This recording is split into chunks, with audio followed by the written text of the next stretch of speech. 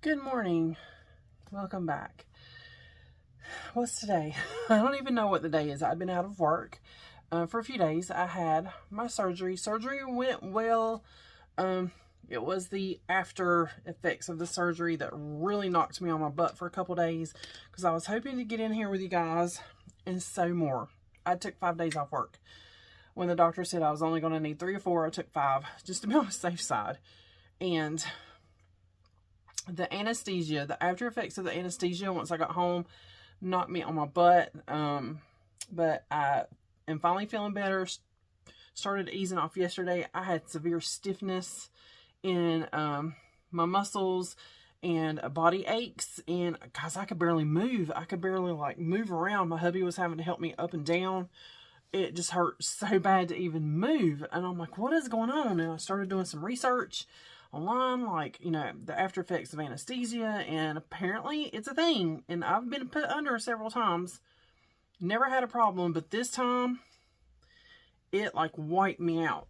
So there's a couple things I wanted to talk to you guys about today. One is a project that I did right before my surgery. It was kind of a practice project.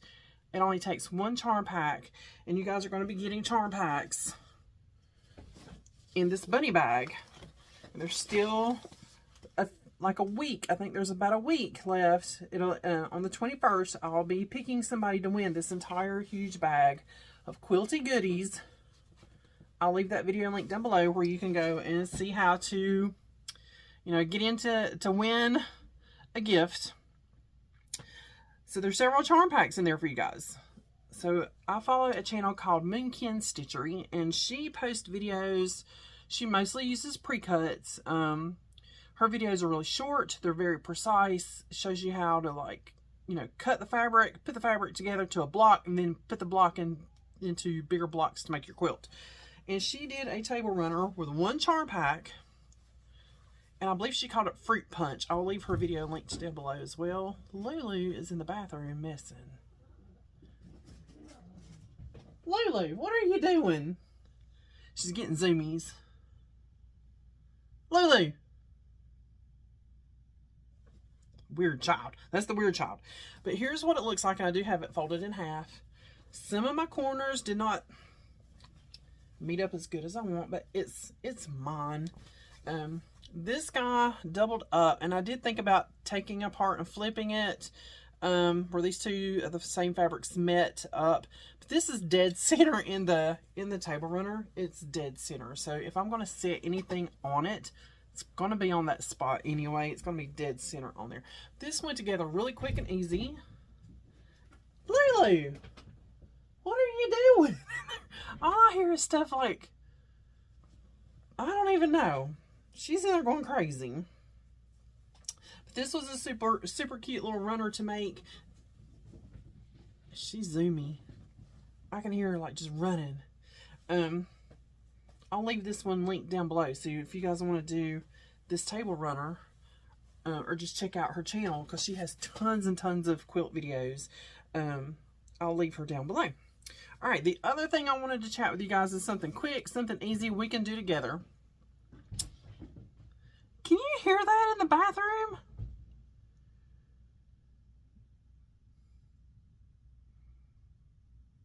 Pets, I tell you. Okay, so you might remember I cut all this paper down to 8.5-inch squares. Okay, because I wanted to do another string quilt. This is my first string quilt.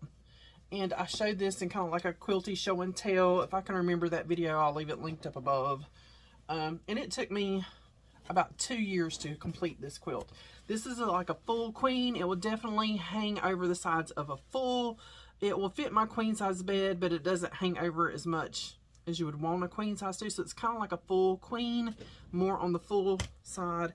And I'll open it up a little bit and show you guys. But just all kinds of different fabrics. It does have 1 white strip border and 1 row of piano keys.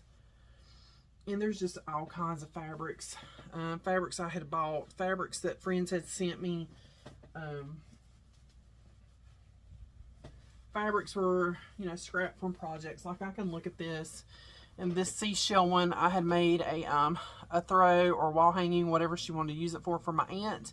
And it was footprints in the sand, was a panel. And I had got these seashells to use in that. There's just all kinds of different fabrics in here. And I try to hide things, like I told you guys, I like try to hide little things, like if I can, I'll fussy cut.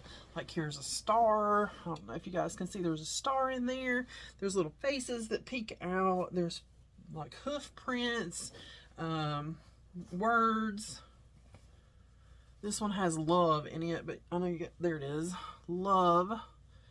There's just moons, there's stars, there's clouds, there's all kinds of things kind of just tucked away and hidden in here. And there's a deer head right there. This quilt took me about 2 years, and that was mainly just gathering the fabric. And just gathering the fabric up because I didn't have a stash. I didn't have a lot of projects with leftover fabric. But now I do. Now I do, and this is just part of it. These little bins I found at clearance at Walmart. And all of my scrap just kind of gets thrown in these bins. And I know I need to go through and separate and organize. And there's just all kinds of pieces in here from scrap bundles, from projects. Crumb, somebody asked me if I do crumb pieces. I do kind of just randomly sit here and do crumb pieces for practice. So today, I'm going to sit this down here in the floor. And I'm just going to pull out a few pieces here. Just gonna pull out some random pieces.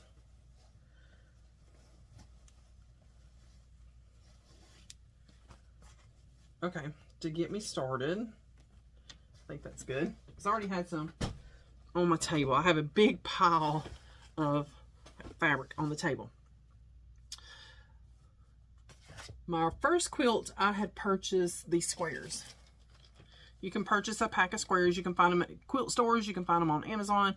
I paid $10. I don't remember how much was in this pack, but I did have some left after making that quilt, so I could have made it a little bigger. And these, I think, are 9 inches. These are 9" by 9". And when I made these, I did not trim them down. I just cut them out, ironed them, put them together. And what I learned was sometimes the squares can get a little bit wonky. They can stretch out, or if you don't sew them completely flat, they can bunch up, and then they spread out. So this quilt we're going to do a little bit different. These are 8.5" squares is what I cut them to. And I can already feel the heat coming off my iron. So we're going to make a string block. Easy peasy. You guys have probably seen this, but I just wanted something to do with you guys today.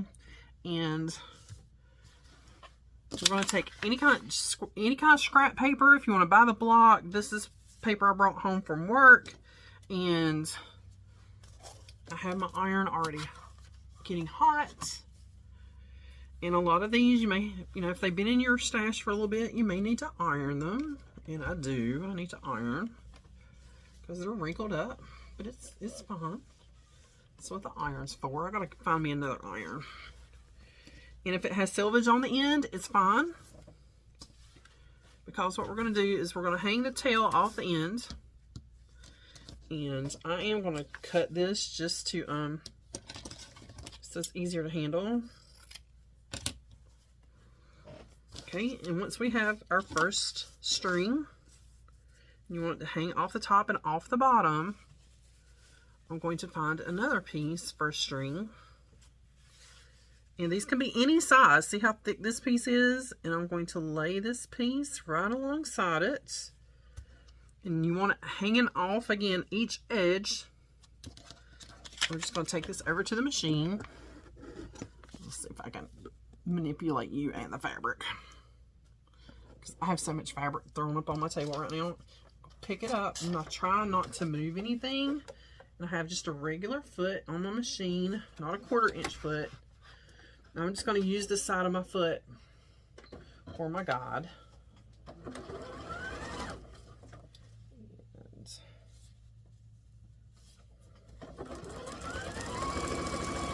Oh, and I'm going to take my stitch length down to 1.5.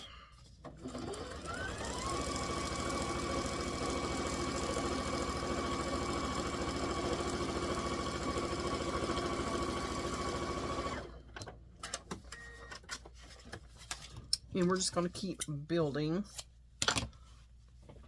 on this block. I'm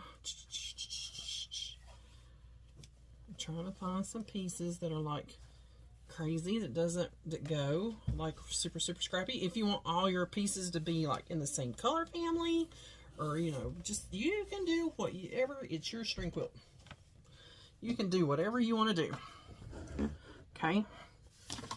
Now I'm just going to open this one up. I'm going to finger press it down with my nail here. Try to get it flat, because that's why I say if they bubble up like this, they kind of bubble up and then you sew it, and then when you cut it and then you press it down, it's going to alter the shape, but it's okay, because we're going to trim to size on this one, so it doesn't matter if it gets a little off shape. We're going to trim it to size. You're just going to keep building.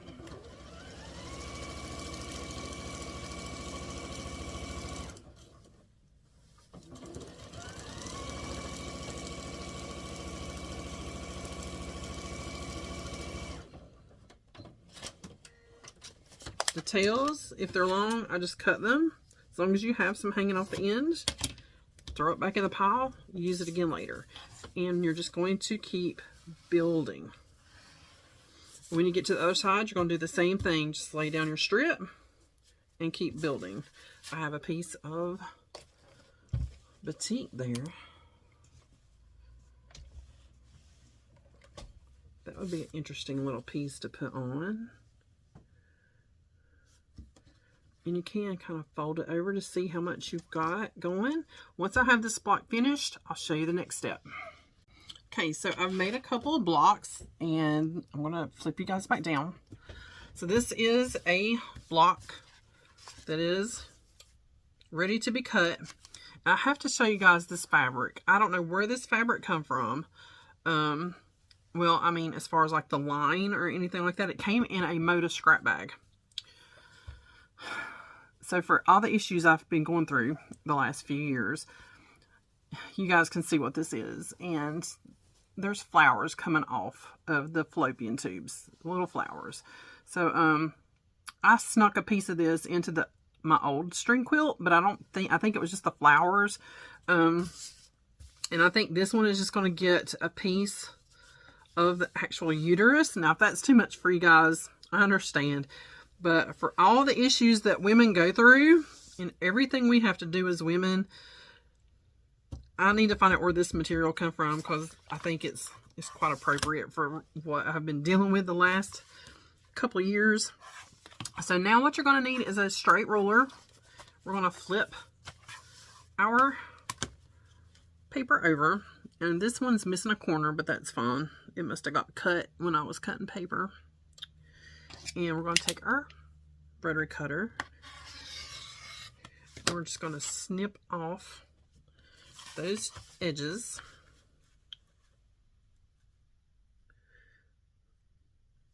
And trim off this excess.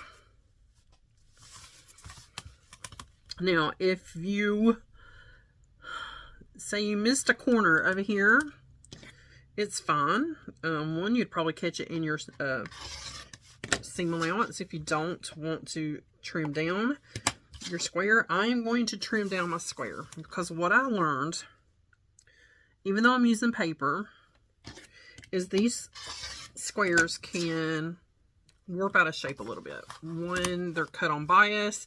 Two, if they have the least little bit of like bubble in the material, when you pull it out, it's going to spread that material out a little further. So we're going to trim these down. Right now they're sitting at 8.5 inches. Is that, yeah, 8.5 inches. 8.5 inches, that's what I cut them to. So we're going to flip it over. We're going to pull the paper back, and we're just going to, and I try to hold the edge here so I'm not ripping any of my seams. And you're just going to for the paper. That's why you wanted a really small stitch length. I gotta check my bobbin. I wonder if it's cause I'm using the bobbins that came with my machine are one size, and I bought extra bobbins, and they're a little bit, they're either a little bit bigger or a little bit smaller, because I don't remember which ones were the ones that came with the machine. I have one that's a little bit smaller, one's a little bit bigger. They both fit in the bobbin well, and they both work, but I'm just wondering if that's what's throwing my bobbin tension off, is there's two different sizes of bobbins. One is just a little bit, it'll hold a little more bobbin. Let me know if you know the answer to that.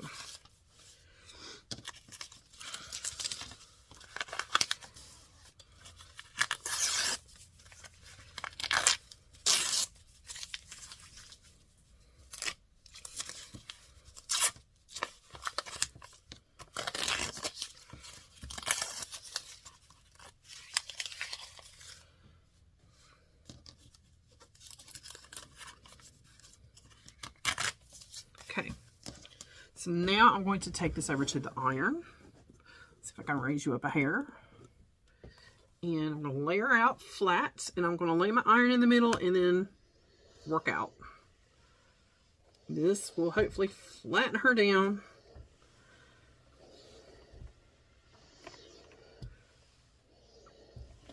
Just like so. So now you can start to see where maybe you had some bubbles in your fabric. Like right here, I can see these corners are off. This corner's off a little bit right there. See that? So it is not perfectly square anymore, even though we sewed it on paper. I mean, you can leave it like this and just trim up those edges and just remeasure. Make sure you're at 8.5. But what I'm going to do is cut her down to 8. So I have my 9.5 inch square, and I'm just going to line up. This corner is the biggest, so I'm going to try to keep more of this purple and take off some of this one. So I will definitely be losing some of that. Okay. Right now I'm just squaring. I'm going to square up one side and then the other side. So now I know I have a square corner down here. I'm going to take my square corner, I'm going to flip it around, I'm going to put my 8 inch on there.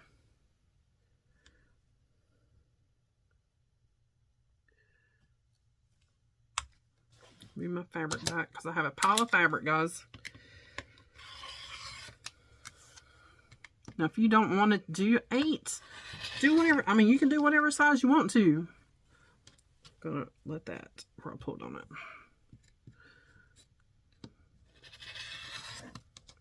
There we go.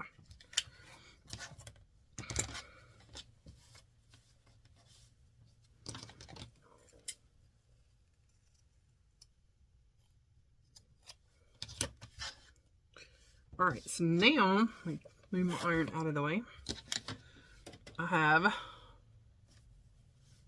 4 8-inch squares, I believe is correct.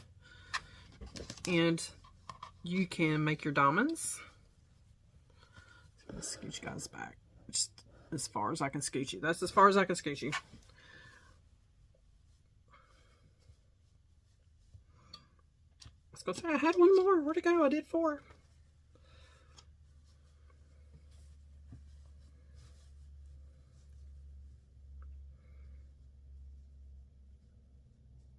And then there's your diamonds.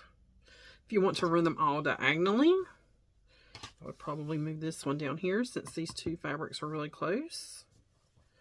You can run them diagonally like this. Have them all go in the same direction. There's different ways you can play with this and make your quilt. Turn your corners around to see how that's going to look. I think I liked it better this way. All right, let's put this together and then I'll show you the final square. Okay, so this is the finished square. This is 4 of our string blocks put together to make a diamond square. Again, you can turn these however you want to turn them. I've actually seen people cut them in half and turn them to make a whole new pattern of block. But let me actually scoot you guys up. Let me grab a drink of coffee. I'm using my Biltmore mug today. If you're in North Carolina and you've never been to the Biltmore, go to the Biltmore. Or if you're on like our side, that side of Tennessee, whatever, go to the Biltmore. It is so beautiful, and especially now that we're heading into spring, all those spring bulbs will be coming up. Oh my gosh, it's so pretty. One of my favorite times to go is spring and autumn, and well, spring, autumn, winter. It's too hot in the daggum summer. We did go in the summer, but it's really hot. There is the finished block. Look how cute that is. And I see quilts in here, like these macaroons down here. These are little macaroons, came from a Christmas quilt that I did. A lot of this is scrap that I've never used. But those macaroons came from a quilt that I did. This is the little chunk of that lady fabric that I showed you. Here's those little cute owls from last stitch, so I'll remember last stitch. Look at it peeking out at you. That's it, guys. Easy peasy block, easy peasy quilt. If you have a lot of scrap that you want to burn through really fast, this is a good way to do it. And don't forget the thank you gift. I will be pulling the winner's name with random comment picker on the 21st. So don't miss that. It is a bag full of goodies. It's heavy. You get all these quilty goodies. It's a lot of fabric this time. Last time I think I put a lot of notions in there and a lot of fabric, but this time it's a lot of fabric. So I'll leave that video link down below, like I said. So just go check it out. Just follow the instructions. It's really easy peasy. But that's it. As always, guys, thanks for watching. Thanks to everybody that sent me like well wishes, get well wishes, prayers, all that. Thank you so much. This channel just continues to grow. There is also a group that I created just for us. I'll leave that group down below. It's on Facebook. I kind of update that that section down below, the information section, because I usually just copy and paste, and there's a lot of stuff I need to add to that. So yeah, just check out all that information down below. Some of my favorite subscription boxes are in there. Pineapple Fabrics, Creative Notions, which I need to resubscribe to because I haven't had any in a while, because I've got so much fabric. I just needed to burn through some fabric and not have so many boxes coming in at one time. Do you guys feel the pain on that? Do you understand? You understand what I'm saying. But yeah, let me know what you're working on and how your day's going.